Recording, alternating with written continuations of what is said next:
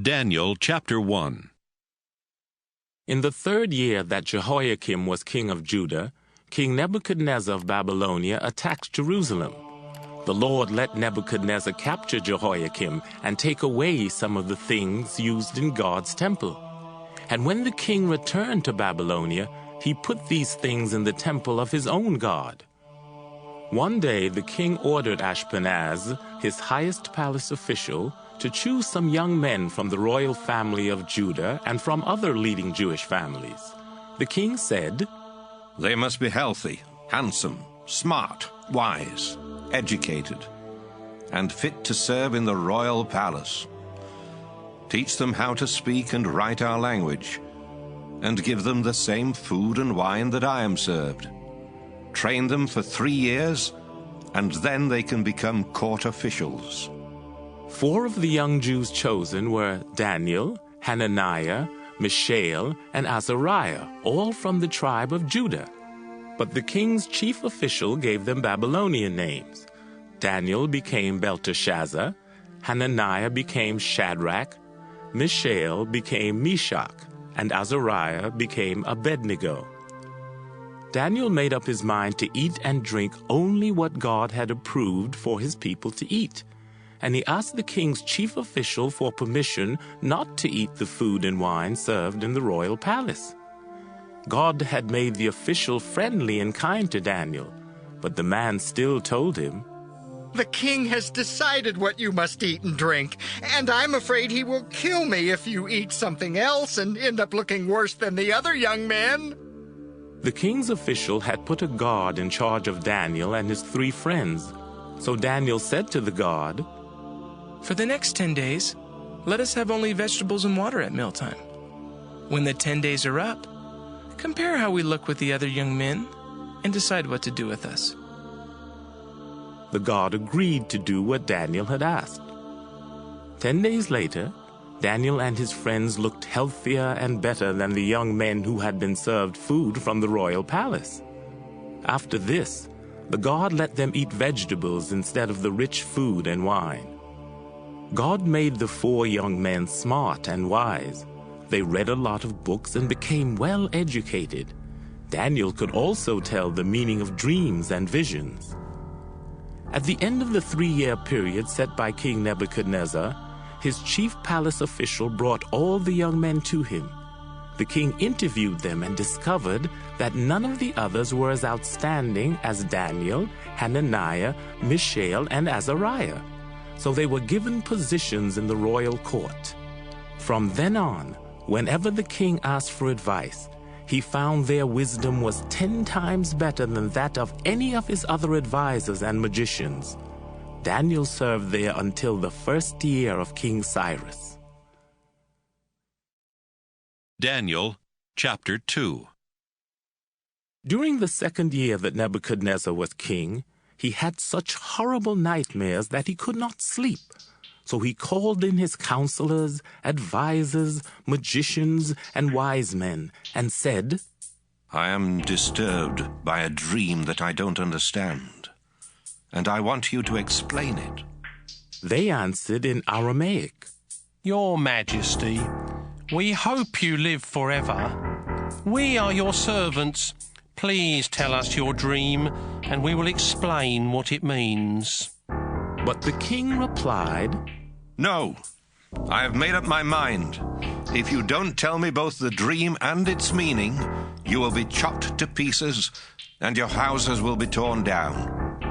However, if you do tell me both the dream and its meaning, you will be greatly rewarded and highly honored. Now, tell me the dream and explain what it means." "Your Majesty," they said, "if you will only tell us your dream, we will interpret it for you." The king replied, "You're just stalling for time, because you know what's going to happen if you don't come up with the answer. You decided to make up a bunch of lies, hoping I might change my mind. Now tell me the dream, and that will prove that you can interpret it." His advisors explained, "Your Majesty, you are demanding the impossible. No king, not even the most famous and powerful, has ever ordered his advisors, magicians or wise men to do such a thing. It can't be done, except by the gods, and they don't live here on earth. This made the king so angry that he gave orders for every wise man in Babylonia to be put to death, including Daniel and his 3 friends. Arioch was the king's official in charge of putting the wise men to death. He was on his way to have it done when Daniel very wisely went to him and asked, "Why did the king give such cruel orders?" After Arioch explained what had happened, Daniel rushed off and said to the king, "If you will just give me some time, I'll explain your dream." Daniel returned home and told his 3 friends.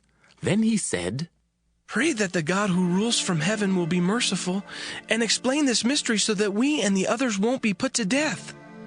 In a vision one night, Daniel was shown the dream and its meaning. Then he praised the God who rules from heaven. "Our God, your name will be praised forever and forever. You are all-powerful and you know everything. You control human events. You give rulers their power and take it away, and you are the source of wisdom and knowledge. You explain deep mysteries because even the dark is light to you. You are the God who was worshipped by my ancestors. Now I thank you and praise you for making me wise and telling me the king's dream together with its meaning." Daniel went back to Arioch, the official in charge of executing the wise men. Daniel said, "Don't kill those men. Take me to the king, and I will explain the meaning of his dream." Arioch rushed Daniel to the king and announced, Your Majesty, I have found out that one of the men brought here from Judah can explain your dream. The king asked Daniel, Can you tell me my dream and what it means? Daniel answered, "Your Majesty, not even the smartest person in all the world can do what you are demanding. But the God who rules from heaven can explain mysteries. And while you were sleeping, he showed you what will happen in the future. However, you must realize that these mysteries weren't explained to me because I'm smarter than everyone else. Instead, it was done so that you would understand what you have seen. Your Majesty, what you saw standing in front of you was a huge and terrifying statue, shining brightly. Its head was made of gold, its chest and arms were silver, and from its waist down to its knees it was bronze. From there to its ankles it was iron, and its feet were a mixture of iron and clay. As you watched, a stone was cut from a mountain, but not by human hands. The stone struck the feet, completely shattering the iron and clay. Then the iron, the clay, the bronze, the silver, and the gold were crushed and blown away without a trace, like husks of wheat at threshing time. But the stone became a tremendous mountain that covered the entire earth. That was the dream, and now I'll tell you what it means. Your Majesty, you are the greatest of kings, and God has highly honored you with power over all humans, animals, and birds. You are the head of gold. After you are gone, another kingdom will rule, but it won't be as strong. Then it will be followed by a kingdom of bronze that will rule the whole world. Next, a kingdom of iron will come to power, crushing and shattering everything. This 4th kingdom will be divided. It will be both strong and brittle, just as you saw that the feet and toes were a mixture of iron and clay. This kingdom will be the result of a marriage between kingdoms, but it will crumble, just as iron and clay don't stick together. During the time of those kings, the God who rules from heaven will set up an eternal kingdom that will never fall. It will be like the stone that was cut from the mountain, but not by human hands, the stone that crushed the iron, bronze, clay, silver, and gold. Your Majesty, in your dream, the great God has told you what is going to happen, and you can trust this interpretation." King Nebuchadnezzar bowed low to the ground and worshipped Daniel. Then he gave orders for incense to be burned and a sacrifice of grain to be offered in honor of Daniel. The king said, Now I know that your God is above all other gods and kings, because he gave you the power to explain this mystery. The king then presented Daniel with a lot of gifts. He promoted him to governor of Babylon province and put him in charge of the other wise men. At Daniel's request, the king appointed Shadrach, Meshach, and Abednego to high positions in Babylon province, and he let Daniel stay on as a palace official. Daniel chapter 3. King Nebuchadnezzar ordered a gold statue to be built 90 feet high and 9 feet wide. He had set it up in Dura Valley near the city of Babylon, and he commanded his governors, advisors, treasurers, judges, and his other officials to come from everywhere in his kingdom to the dedication of the statue. So all of them came and stood in front of it. Then an official stood up and announced, "People of every nation and race, now listen to the king's command. Trumpets, flutes, harps, and all other kinds of musical instruments will soon start playing. When you hear the music, you must bow down and worship the statue that King Nebuchadnezzar has set up. Anyone who refuses will at once be thrown into a flaming furnace." As soon as the people heard the music, they bowed down and worshipped the gold statue that the king had set up. Some Babylonians used this as a chance to accuse the Jews to King Nebuchadnezzar. They said, "Your Majesty, we hope you live forever. You commanded everyone to bow down and worship the gold statue when the music played, and you said that anyone who did not bow down and worship it would be thrown into a flaming furnace. Sir, you appointed 3 men to high positions in Babylon province, but they have disobeyed you. Those Jews, Shadrach, Meshach, and Abednego, refused to worship your gods in the statue you have set up." King Nebuchadnezzar was furious, so he sent forth the 3 young men and said, I hear that you refuse to worship my gods and the gold statue I have set up. Now, I'm going to give you one more chance. If you bow down and worship the statue when you hear the music, everything will be all right.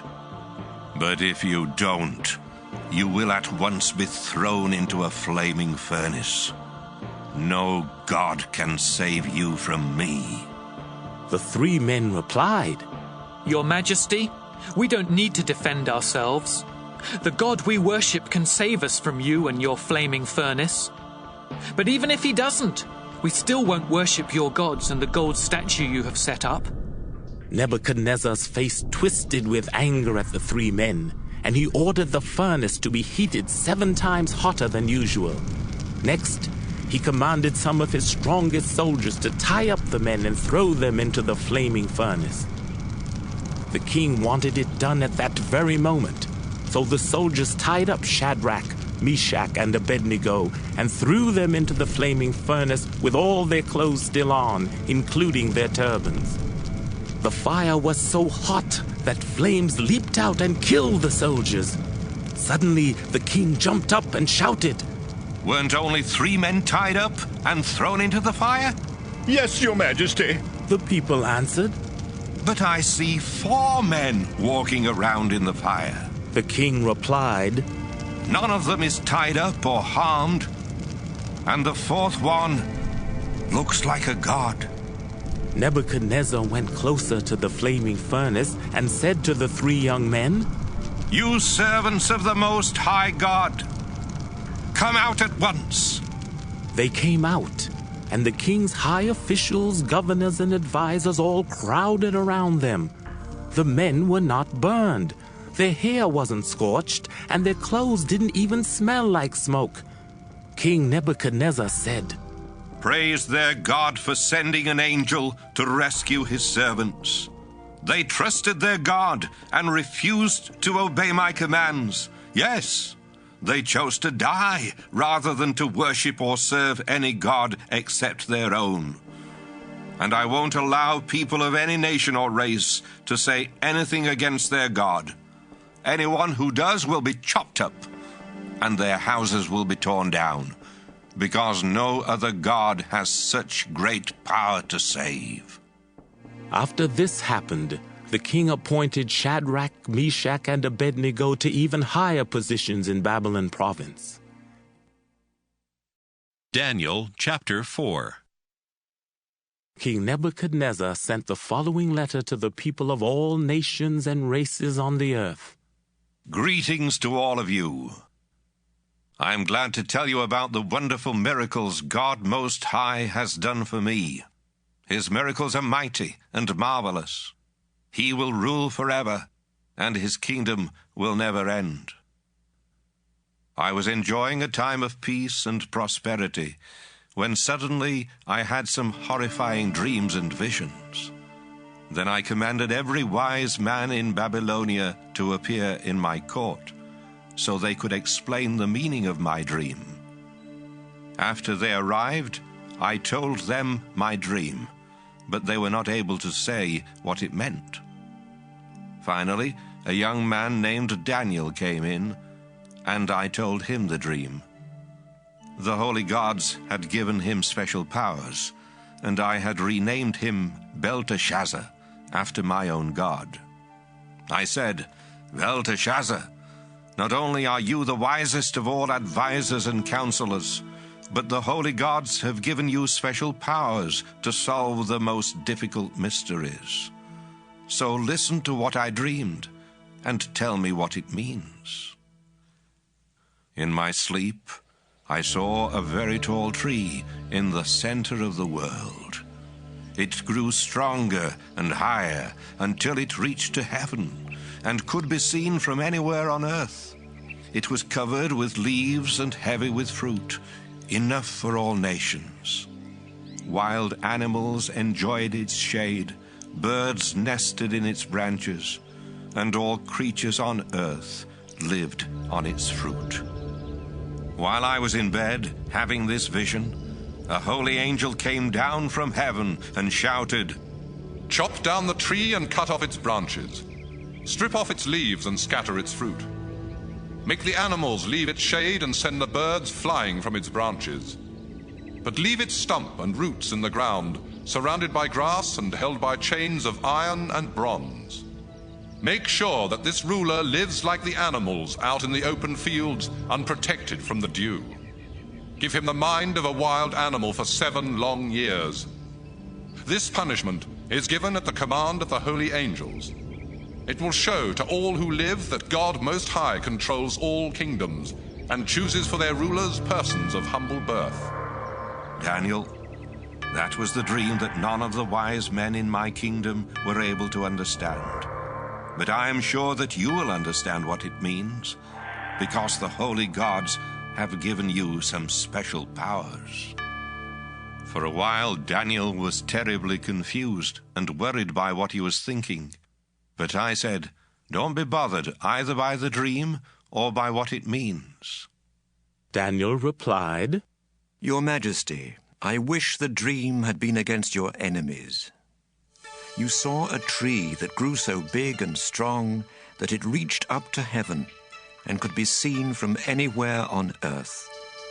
Its leaves were beautiful, and it produced enough fruit for all living creatures. Animals lived in its shade, and birds nested in its branches. Your Majesty, that tree is you. Your glorious reputation has reached heaven, and your kingdom covers the earth. Then you saw a holy angel come down from heaven and say, "Chop down the tree and destroy it, but leave its stump and roots in the ground, fastened there by a chain of iron and bronze. Let it stay for 7 years out in the field with the wild animals, unprotected from the dew." Your Majesty, God Most High has sent you this message, and it means that you will be forced to live with the wild animals far away from humans. You will eat grass like a wild animal and live outdoors for 7 years until you learn that God Most High controls all earthly kingdoms and chooses their rulers. But he gave orders not to disturb the stump and roots. This is to show that you will be king once again, after you learn that the God who rules from heaven is in control. Your Majesty, please be willing to do what I say. Turn from your sins and start living right. Have mercy on those who are mistreated. Then all will go well with you for a long time. About 12 months later, I was walking on the flat roof of my royal palace and admiring the beautiful city of Babylon when these things started happening to me. I was saying to myself, just look at this wonderful capital city that I have built by my own power and for my own glory. But before I could finish speaking, a voice from heaven interrupted. King Nebuchadnezzar, this kingdom is no longer yours. You will be forced to live with the wild animals away from people. For 7 years you will eat grass as though you were an ox, until you learn that God Most High is in control of all earthly kingdoms, and that He is the one who chooses their rulers. This was no sooner said than done. I was forced to live like a wild animal. I ate grass and was unprotected from the dew. As time went by, my hair grew longer than eagle feathers, and my fingernails looked like the claws of a bird. Finally, I prayed to God in heaven, and my mind was healed. Then I said, I praise and honor God Most High. He lives forever, and His kingdom will never end. To Him the nations are far less than nothing. God controls the stars in the sky and everyone on this earth. When God does something, we cannot change it or even ask why. At that time, my mind was healed, and once again I became the ruler of my glorious kingdom. My advisors and officials returned to me, and I had greater power than ever before. That's why I say, praise and honor the King who rules from heaven. Everything He does is honest and fair, and He can shatter the power of those who are proud. Daniel chapter 5. One evening, King Belshazzar gave a great banquet for 1,000 of his highest officials, and he drank wine with them. He got drunk and ordered his servants to bring in the gold and silver cups his father Nebuchadnezzar had taken from the temple in Jerusalem. Belshazzar wanted the cups so that he and all his wives and officials could drink from them. When the gold cups were brought in, everyone at the banquet drank from them and praised their idols made of gold, silver, bronze, iron, wood, and stone. Suddenly, a human hand was seen writing on the plaster wall of the palace. The hand was just behind the lampstand, and the king could see it writing. He was so frightened that his face turned pale, his knees started shaking, and his legs became weak. The king called in his advisors, who claimed they could talk with the spirits of the dead and understand the meanings found in the stars. He told them, The man who can read this writing and tell me what it means will become the third most powerful man in my kingdom. He will wear robes of royal purple and a gold chain around his neck. All of King Belshazzar's highest officials came in, but not one of them could read the writing or tell what it meant, and they were completely puzzled. Now the king was more afraid than ever before, and his face turned white as a ghost. When the queen heard the king and his officials talking, she came in and said, Your Majesty, I hope you live forever. Don't be afraid or look so pale. In your kingdom, there is a man who has been given special powers by the holy gods. When your father, Nebuchadnezzar, was king, this man was known to be as smart, intelligent, and wise as the gods themselves. Your father put him in charge of all who claimed they could talk with the spirits, or understand the meanings in the stars, or tell about the future. He also changed the man's name from Daniel to Belteshazzar. Not only is he wise and intelligent, but he can explain dreams and riddles and solve difficult problems. Send for Daniel, and he will tell you what the writing means. When Daniel was brought in, the king said, So, you are Daniel, one of the captives my father brought back from Judah. I was told that the gods have given you special powers, and that you are intelligent and very wise. Neither my advisers nor the men who talk with the spirits of the dead could read this writing or tell me what it means. But I've been told that you understand everything and that you can solve difficult problems. Now then, if you can read this writing and tell me what it means, you will become the third most powerful man in my kingdom. You will wear royal purple robes and have a gold chain around your neck. Daniel answered, Your Majesty, I will read the writing and tell you what it means, but you may keep your gifts or give them to someone else. Sir, the Most High God made your father a great and powerful man, and brought him much honor and glory. God did such great things for him that people of all nations and races shook with fear. Your father had the power of life or death over everyone, and he could honor or ruin anyone he chose.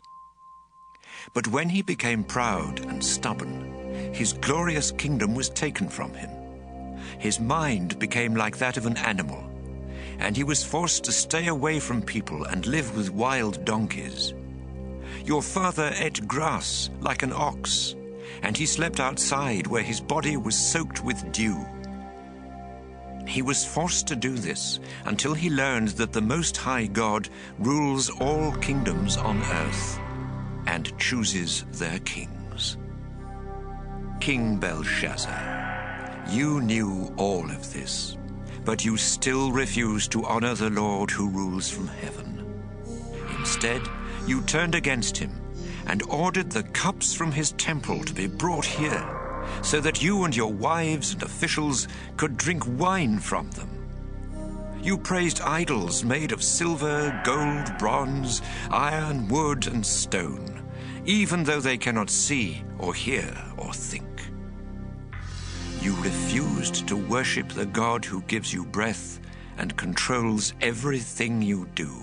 That's why he sent the hand to write this message on the wall. The words written there are Mene, which means numbered, Tekel, which means weighed, and Parsin, which means divided. God has numbered the days of your kingdom and has brought it to an end. He has weighed you on his balance scales, and you fall short of what it takes to be king. So God has divided your kingdom between the Medes and the Persians. Belshazzar gave a command for Daniel to be made the third most powerful man in his kingdom and to be given a purple robe and a gold chain. That same night the king was killed. Then Darius the Mede, who was 62 years old, took over his kingdom. Daniel chapter 6. Darius divided his kingdom into 120 states and placed a governor in charge of each one. In order to make sure that his government was run properly, Darius put 3 other officials in charge of the governors. One of these officials was Daniel, and he did his work so much better than the other governors and officials that the king decided to let him govern the whole kingdom. The other men tried to find something wrong with the way Daniel did his work for the king, but they could not accuse him of anything wrong because he was honest and faithful and did everything he was supposed to do. Finally, they said to one another, "We will never be able to bring any charge against Daniel, unless it has to do with his religion." They all went to the king and said, "Your Majesty, we hope you live forever. All of your officials, leaders, advisors, and governors agree that you should make a law forbidding anyone to pray to any god or human except you for the next 30 days. Everyone who disobeys this law must be thrown into a pit of lions. Order this to be written and then sign it so it cannot be changed, just as no written law of the Medes and Persians can be changed." So King Darius made the law and had it written down. Daniel heard about the law, but when he returned home, he went upstairs and prayed in front of the window that faced Jerusalem. In the same way that he had always done, he knelt down in prayer 3 times a day, giving thanks to God. The men who had spoken to the king watched Daniel and saw him praying to his God for help. They went back to the king and said, Didn't you make a law that forbids anyone to pray to any god or human except you for the next 30 days? And doesn't the law say that everyone who disobeys it will be thrown into a pit of lions? Yes, that's the law I made. The king agreed. And just like all written laws of the Medes and Persians, it cannot be changed. The men then told the king, That Jew named Daniel, who was brought here as a captive, refuses to obey you or the law that you ordered to be written. And he still prays to his God 3 times a day. The king was really upset to hear about this, and for the rest of the day he tried to think how he could save Daniel. At sunset, the men returned and said, Your Majesty, remember that no written law of the Medes and Persians can be changed, not even by the king. So Darius ordered Daniel to be brought out and thrown into a pit of lions. But he said to Daniel, You have been faithful to your God, and I pray that he will rescue you. A stone was rolled over the pit, and it was sealed. Then Darius and his officials stamped the seal to show that no one should let Daniel out. All night long the king could not sleep. He did not eat anything, and he would not let anyone come in to entertain him. At daybreak, the king got up and ran to the pit. He was anxious and shouted, Daniel, you were faithful and served your God. Was he able to save you from the lions? Daniel answered, Your Majesty, I hope you live forever.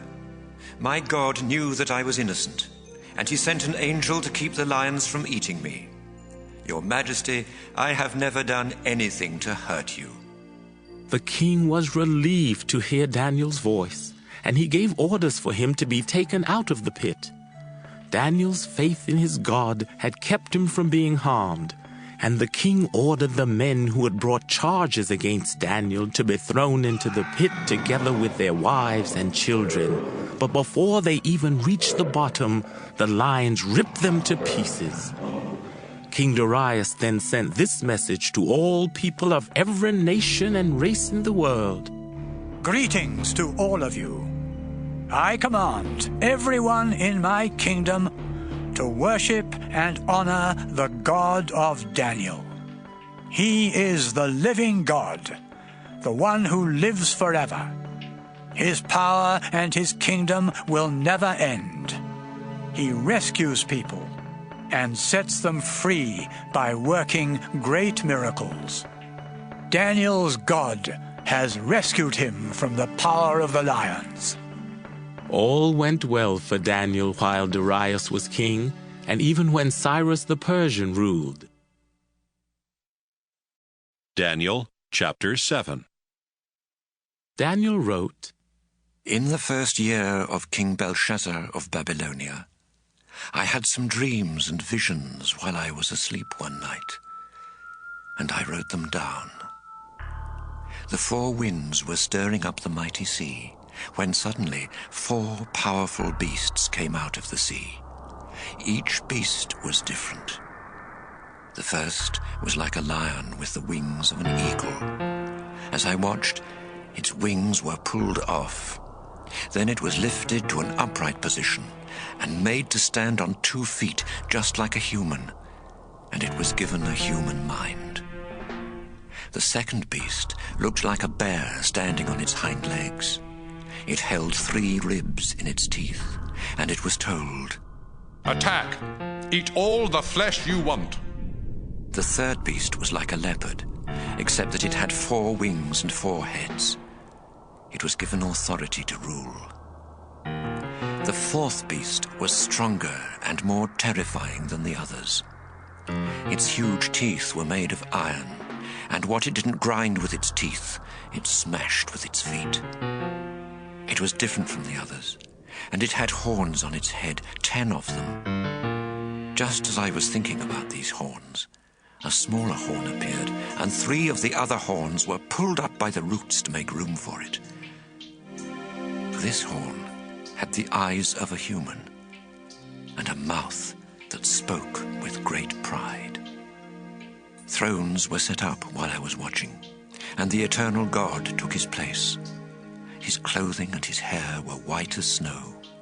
His throne was a blazing fire with fiery wheels, and flames were dashing out from all around him.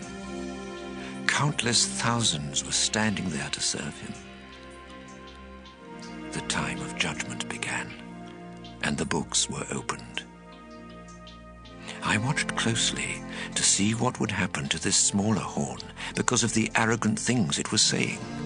Then, before my very eyes, the fourth beast was killed and its body destroyed by fire. The other 3 beasts had their authority taken from them, but they were allowed to live a while longer. As I continued to watch the vision that night, I saw what looked like a Son of Man coming with the clouds of heaven, and he was presented to the eternal God. He was crowned king and given power and glory, so that all people of every nation and race would serve him. He will rule forever, and his kingdom is eternal, never to be destroyed. Daniel wrote, I was terrified by these visions, and I didn't know what to think. So I asked one of those standing there, and he explained.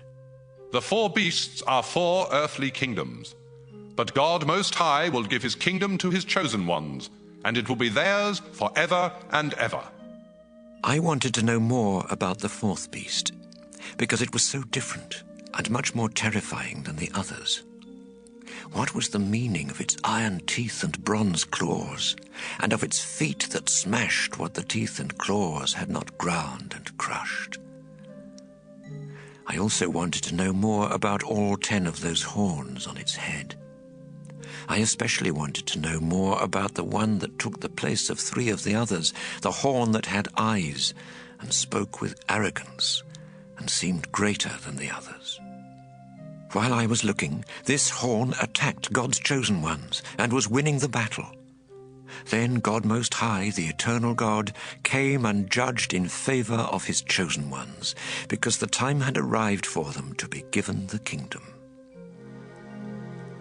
Then I was told by the one standing there, The 4th beast will be a 4th kingdom to appear on earth. It will be different from all the others. It will trample the earth and crush it to pieces. All 10 of those horns are kings who will come from this kingdom, and 1 more will follow. This horn will be different from the others, and it will conquer 3 other kings. This king will speak evil of God Most High, and he will be cruel to God's chosen ones. He will try to change God's law and the sacred seasons, and he will be able to do this for a time, 2 times, and half a time. But he will finally be judged, and his kingdom completely destroyed. Then the greatest kingdom of all will be given to the chosen ones of God Most High. His kingdom will be eternal, and all others will serve and obey him. That was what I saw and heard. I turned pale with fear and kept it all to myself. Daniel chapter 8. Daniel wrote, In the 3rd year of King Belshazzar of Babylonia, I had a second vision in which I was in Susa, the chief city of Babylonia's Elam province. I was beside the Ulai River when I looked up and saw a ram standing there with 2 horns on its head. Both of them were long, but the second one was longer than the first. The ram went charging towards the west, the north, and the south. No other animals were strong enough to oppose him, and nothing could save them from his power. So he did as he pleased, and became even more powerful. I kept on watching and saw a goat come from the west and charge across the entire earth without even touching the ground. Between his eyes was a powerful horn, and with tremendous anger the goat started toward the ram that I had seen beside the river. The goat was so fierce that its attack broke both horns of the ram, leaving him powerless. Then the goat stomped on the ram, and no one could do anything to help. After this, the goat became even more powerful. But at the peak of his power, his mighty horn was broken, and 4 other mighty horns took its place, one pointing to the north and one to the east, one to the south and one to the west. A little horn came from one of these, and its power reached to the south, the east, and even to the Holy Land. It became so strong that it attacked the stars in the sky, which were heaven's army. Then it threw some of them down to the earth and stomped on them. It humiliated heaven's army and dishonored its leader by keeping him from offering the daily sacrifices. In fact, it was so terrible that it even disgraced the temple and wiped out true worship. It also did everything else it wanted to do. Then one of the holy angels asked another, "When will the daily sacrifices be offered again? What about this horrible rebellion? When will the temple and heaven's army no longer be trampled in the dust?" The other answered, "It will be 2,300 evenings and mornings before the temple is dedicated and in use again." Daniel wrote, I was trying to figure out the meaning of the vision when someone suddenly appeared there beside me. And from beside the Ulai River, a voice like that of a human said, "Gabriel, help him understand the vision." Gabriel came over, and I fell to the ground in fear. Then he said, "You are merely a human, but you need to understand that this vision is about the end of time." While he was speaking, I fell face down in a deep sleep. But he lifted me to my feet and said, "Listen, and I will tell you what will happen at the end of time, when God has chosen to show his anger. The 2 horns of the ram are the kings of Media and Persia. The goat is the kingdom of Greece, and the powerful horn between his eyes is the first of its kings. After this horn is broken, 4 other kingdoms will appear, but they won't be as strong. When these rulers have become as evil as possible, their power will end. And then a king who is dangerous and cannot be trusted will appear. He will gain strength, but not on his own, and he will cause terrible destruction. He will wipe out powerful leaders and God's people as well. His deceitful lies will make him so successful that he will think he is really great. Suddenly, he will kill many people, and he will even attack God, the supreme ruler, but God will crush him. This vision about the evenings and mornings is true. But these things won't happen for a long time, so don't tell it to others." After this, I was so worn out and weak that it was several days before I could get out of bed and go about my duties for the king. I was disturbed by this vision that made no sense to me. Daniel chapter 9. Daniel wrote, Some years later, Darius the Mede, who was the son of Xerxes, had become king of Babylonia. And during his first year as king, I found out from studying the writings of the prophets that the Lord had said to Jeremiah, "Jerusalem will lie in ruins for 70 years. Then, to show my sorrow, I went without eating and dressed in sackcloth and sat in ashes. I confessed my sins and earnestly prayed to the Lord my God. Our Lord, you are a great and fearsome God, and you faithfully keep your agreement with those who love and obey you. But we have sinned terribly by rebelling against you and rejecting your laws and teachings. We have ignored the messages your servants, the prophets, spoke to our kings, our leaders, our ancestors, and everyone else. everything you do is right, our Lord. But still we suffer public disgrace because we have been unfaithful and have sinned against you. This includes all of us, both far and near, the people of Judah, Jerusalem, and Israel, as well as those you dragged away to foreign lands, and even our kings, our officials, and our ancestors. Lord God, you are merciful and forgiving, even though we have rebelled against you and rejected your teachings that came to us from your servants, the prophets. Everyone in Israel has stubbornly refused to obey your laws, and so those curses written by your servant Moses have fallen upon us. You warned us and our leaders that Jerusalem would suffer the worst disaster in human history, and you did exactly as you had threatened.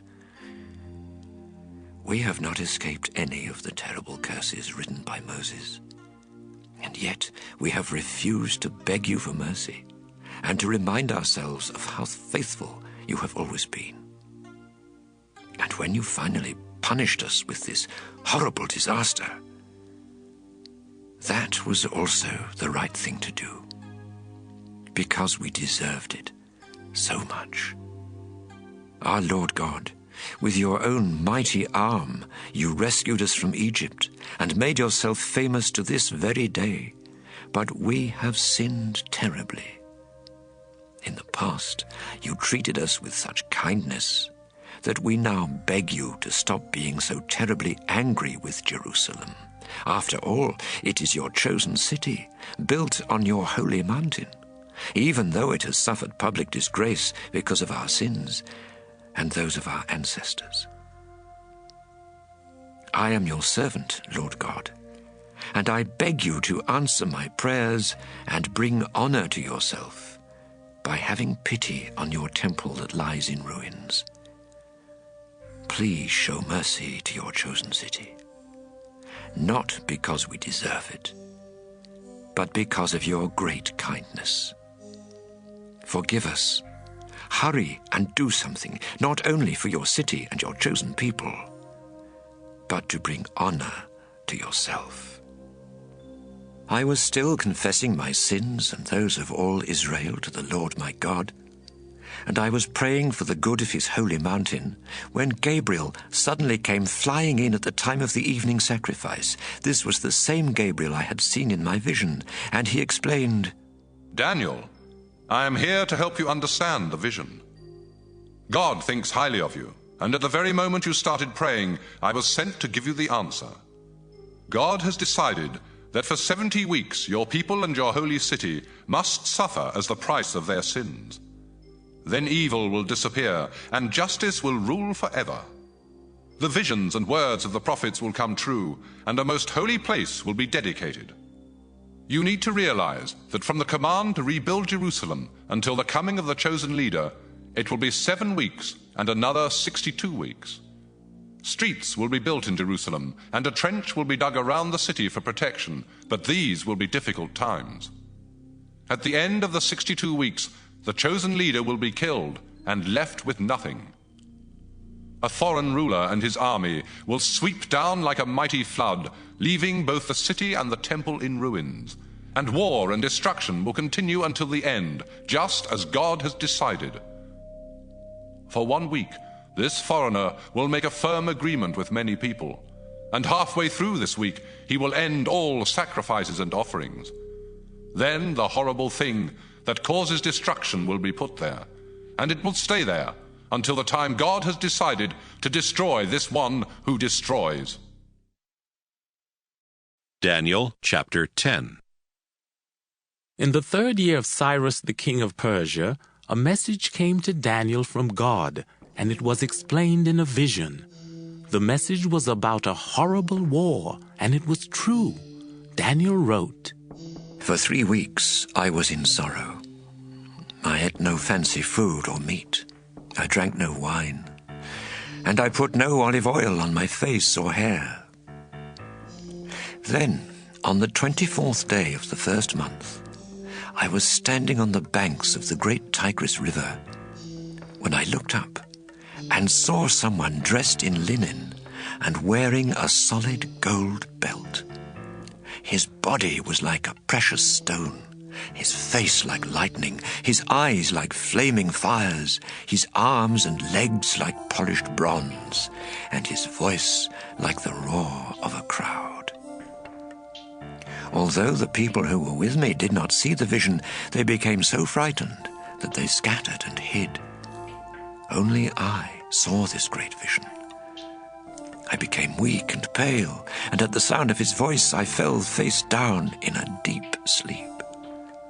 He raised me to my hands and knees, and then said, Daniel, your God thinks highly of you, and he has sent me. So stand up and pay close attention. I stood trembling, while the angel said, Daniel, don't be afraid. God has listened to your prayers since the first day you humbly asked for understanding, and he has sent me here. But the guardian angel of Persia opposed me for 21 days. Then Michael, who is one of the strongest guardian angels, came to rescue me from the kings of Persia. Now I have come here to give you another vision about what will happen to your people in the future. While this angel was speaking to me, I stared at the ground, speechless. Then he appeared in human form and touched my lips. I said, Sir, this vision has brought me great pain and has drained my strength. I am merely your servant. How can I possibly speak with someone so powerful when I am almost too weak to get my breath? The angel touched me a second time and said, Don't be frightened. God thinks highly of you, and he intends this for your good, so be brave and strong. At this, I regained my strength and replied, Please speak. You have already made me feel much better. Then the angel said, Now do you understand why I have come? Soon I must leave to fight against the guardian angel of Persia. Then, after I've defeated him, the guardian angel of Greece will attack me. I will tell you what is written in the Book of Truth, but first you must realize that no one except Michael, the guardian angel of Israel, is on my side. Daniel chapter 11. You also need to know that I protected and helped Darius the Mede in his first year as king. What I am going to tell you is certain to happen. 4 kings will rule Persia, one after the other, but the 4th one will become much richer than the others. In fact, his wealth will make him so powerful that he will turn everyone against the kingdom of Greece. Then a mighty king will come to power and will be able to do whatever he pleases. But suddenly, his kingdom will be crushed and scattered to the 4 corners of the earth, where 4 more kingdoms will rise. But these won't be ruled by his descendants or be as powerful as his kingdom. The king of the south will grow powerful. Then one of his generals will rebel and take over most of the kingdom. Years later, the southern kingdom and the northern kingdom will make a treaty, and the daughter of the king of the south will marry the king of the north. But she will lose her power. Then she, her husband, their child, and the servants who came with her will all be killed. After this, one of her relatives will become the ruler of the southern kingdom. He will attack the army of the northern kingdom and capture its fortresses. Then he will carry their idols to Egypt, together with their precious treasures of silver and gold, but it will be a long time before he attacks the northern kingdom again. Some years later, the king of the north will invade the southern kingdom, but he will be forced back to his own country. The sons of the king of the north will gather a huge army that will sweep down like a roaring flood, reaching all the way to the fortress of the southern kingdom. But this will make the king of the south angry, and he will defeat this large army from the north. The king of the south will feel proud because of the many thousands he has killed, but his victories won't last long, because the king of the north will gather a larger and more powerful army than ever before. Then, in a few years, he will start invading other countries. At this time, many of your own people will try to make this vision come true by rebelling against the king of the south, but their rebellion will fail. Then the army from the north will surround and capture a fortress in the south, and not even the most experienced troops of the southern kingdom will be able to make them retreat. The king who invaded from the north will do as he pleases, and he will even capture and destroy the Holy Land. In fact, he will decide to invade the south with his entire army. Then he will attempt to make peace by giving the king of the south a bride from the northern kingdom, but this won't be successful. Afterwards, this proud king of the north will invade and conquer many of the nations along the coast, but a military leader will defeat him and make him lose his pride. He will retreat to his fortresses in his own country, but on the way he will be defeated and never again be seen. The next king of the north will try to collect taxes for the glory of his kingdom. However, he will come to a sudden end in some mysterious way, instead of in battle or because of someone's anger. The successor of this king of the north will be a worthless nobody who doesn't come from a royal family. He will suddenly appear and gain control of the kingdom by treachery. Then he will destroy armies and remove God's chosen high priest. He will make a treaty, but he will be deceitful and break it, even though he has only a few followers. Without warning, he will successfully invade a wealthy province, which is something his ancestors never did. Then he will divide among his followers all of its treasures and property, but none of this will last very long. He will gather a large and powerful army, and with great courage he will attack the king of the south. The king of the south will meet him with a much stronger army, but he will lose the battle, because he will be betrayed by members of the royal court. He will be ruined, and most of his army will be slaughtered. The two kings will meet around a table and tell evil lies to each other, but their plans will fail, because God has already decided what will happen. Then the king of the north will return to his country with great treasures, but on the way he will attack the religion of God's people and do whatever else he pleases. At the time God has decided, the king of the north will invade the southern kingdom again, but this time things will be different. Ships from the west will come to attack him, and he will be discouraged. Then he will start back to his own country and take out his anger on the religion of God's faithful people, while showing kindness to those who are unfaithful. He will send troops to pollute the temple and the fortress, and he will stop the daily sacrifices. Then he will set up that horrible thing that causes destruction. The king will use deceit to win followers from those who are unfaithful to God, but those who remain faithful will do everything possible to oppose him. Wise leaders will instruct many of the people, but for a while, some of these leaders will either be killed with swords or burned alive, or else robbed of their possessions and thrown into prison.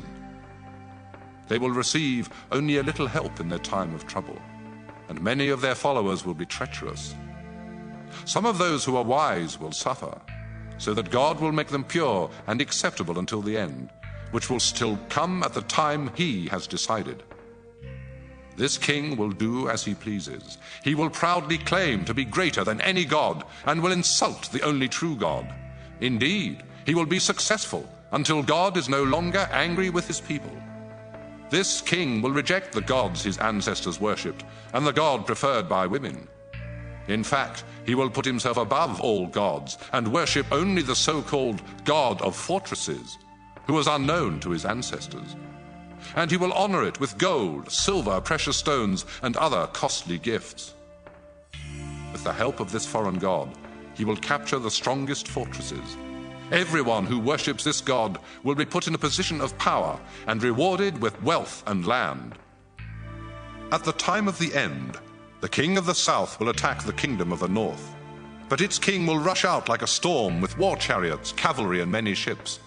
Indeed, his forces will flood one country after another, and when they reach the Holy Land, tens of thousands will be killed. But the countries of Edom and Moab and the ruler of Ammon will escape. The king of the north will invade many countries, including Egypt, and he will take its rich treasures of gold and silver. He will also conquer Libya and Ethiopia, but he will be alarmed by news from the east and the north, and he will become furious and cause great destruction. After this, he will set up camp between the Mediterranean Sea and Mount Zion. Then he will be destroyed, and no one will be able to save him. Daniel chapter 12. Michael, the chief of the angels, is the protector of your people, and he will come at a time of terrible suffering, the worst in all of history. And your people who have their names written in the book will be protected. Many of those who lie dead in the ground will rise from death. Some of them will be given eternal life, and others will receive nothing but eternal shame and disgrace. Everyone who has been wise will shine as bright as the sky above, and everyone who has led others to please God will shine like the stars.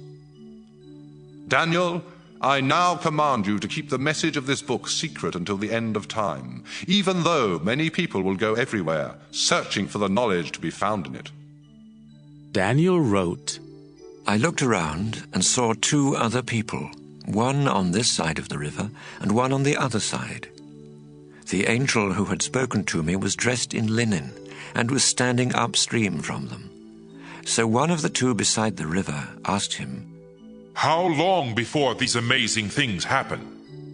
The angel then raised both hands toward heaven and said, In the name of the God who lives forever, I solemnly promise that it will be a time, 2 times, and half a time. Everything will be over when the suffering of God's holy people comes to an end. I heard what the angel said, but I didn't understand. So I asked, Sir, how will it all end? The angel in my vision then replied, Daniel, go about your business, because the meaning of this message will remain secret until the end of time. Many people will have their hearts and lives made pure and clean, but those who are evil will keep on being evil and never understand. Only the wise will understand. There will be 1,290 days from the time that the daily sacrifices are stopped until someone sets up the horrible thing that causes destruction. God will bless everyone who patiently waits until 1,335 days have gone by. So, Daniel, be faithful until the end. You will rest, and at the end of time you will rise from death to receive your reward.